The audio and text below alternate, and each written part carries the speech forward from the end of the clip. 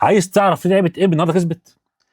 بغض النظر عن ضربه الجزاء اللي هم اتحسبت علينا في الشوط الاولاني، الظلم.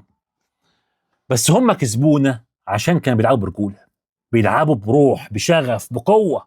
في كل كوره، في كل كوره النهارده كانوا بيقاتلوا فيها من اول من اول دقيقه، من اول الشوط كانوا بيدخلوا عليك ضرب يا بيه.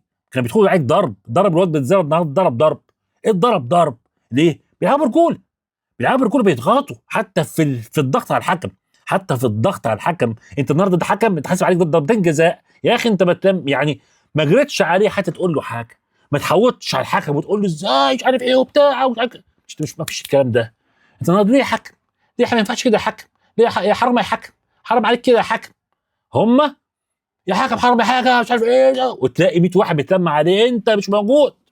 انت مش موجود، والحاجات دي هي اللي بتكسب الدوري، والحاجات دي هي اللي بتكسب الماتش. الضغط على الحكام عندها في مصر، بالضغط على الحكام، بالضغط على حقك يا بيه، حقك خده، حقك خده، حقك خده. انت ما خدتش حقك النهارده، وتحسب عليك ضربه جزاء ظلم النهارده. حتى بالفار ما قالوش تعالى شوفها النهارده.